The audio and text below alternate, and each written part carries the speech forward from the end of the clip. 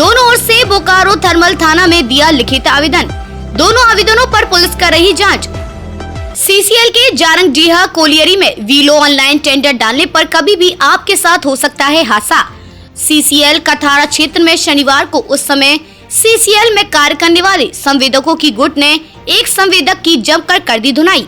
प्राप्त जानकारी के अनुसार बताया जाता है कि कैलाश चौहान ने ऑनलाइन वीलो डाला था, जिस कारण पहले से एक संवेदक ने टेंडर डाल रखा था। इसी से आक्रोशित संवेदक गुट बनाकर पहले उसे टेंडर हटाने की चेतावनी दी, तब वह संवेदक नहीं हटाया तो सभी संवेदक गुट बनाकर जारंगडीहा दुर्गा मंदिर समीप दूरभाष के द्वारा बुलाकर कैलाश चौहान की कर दी धुनाई। वहीं पर पाया जाता है कि एक और साजिद अंसारी एवं दूसरी ओर से कैलाश चौहान ने टेंडर डाला था। मामले को लेकर कैलाश चौहान ने बताया कि मैं किसी कार्य से डोरी गया था, उसी दौरान साजिद अंसारी ने दूरभाष के द्वारा मुझे दुर्गा मंदिर के समीप आने को कहा।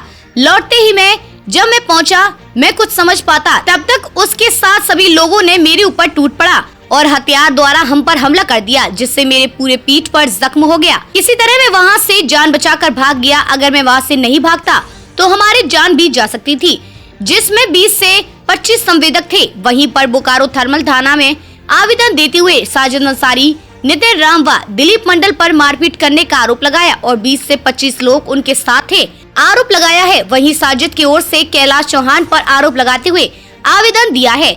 दोनों आवेदन के बाद पुलिस मामले की जांच में जुट गई है। साजिद अंसारी आदि ने बताया कि काफी मेहनत करके कार्य को लाया। जब टेंडर की बारी आई तो कैलाश चौहान ने काफी न्यूनतम रेट में टेंडर गिरा दिया। पीछे जाने पर मारपीट पर उतारू हो गया। वहीं कैलाश चौहान ने कहा कि सीसीएल में सभी कार्य इंटेंडरिंग रूप में हो रही हैं। मुझे क्या पता कि कौन इसमें टेंडर डाल रहा है।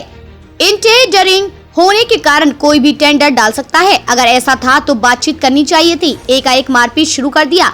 उक्त घटना के बाद क्षेत्र में घटना की चर्चा जीरो पर है। सभी संवेदक इसी बात की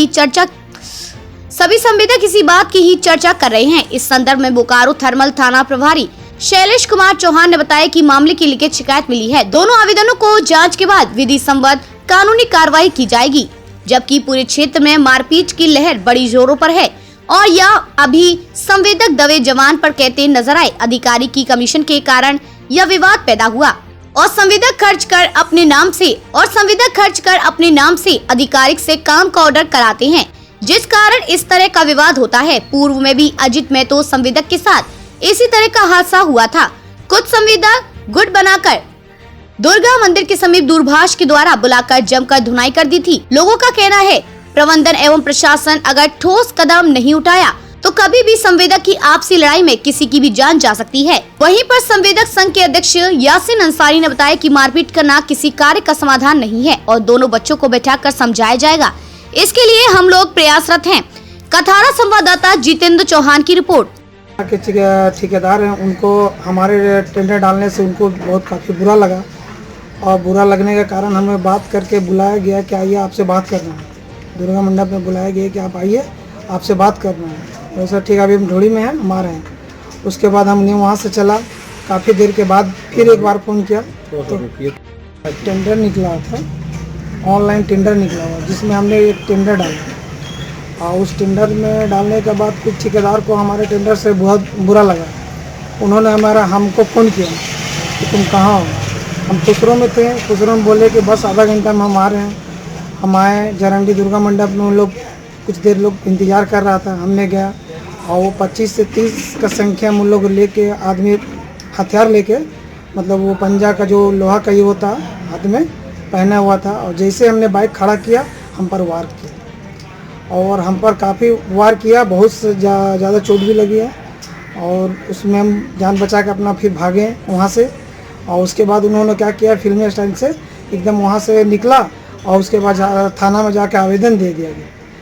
आवेदन दिया गया यहाँ से। फिर हम भी 1 घंटा के बाद आवेदन दिए।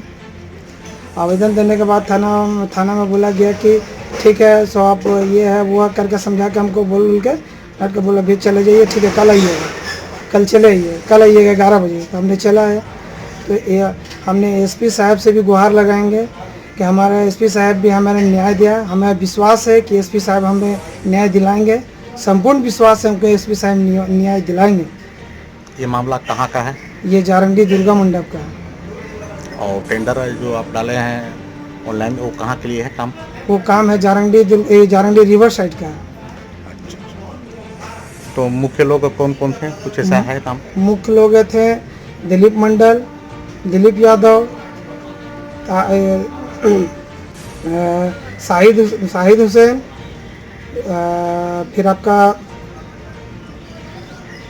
क्या एक नाम है लक्ष्मण राम का बेटा है, नितिन राम में, उसके बाद है बहुत से लोग थे जिनका नाम। आपको जब फोन आया तो आपको फोन करके इनके द्वारा बुलाया गया, कौन व्यक्ति थे वो?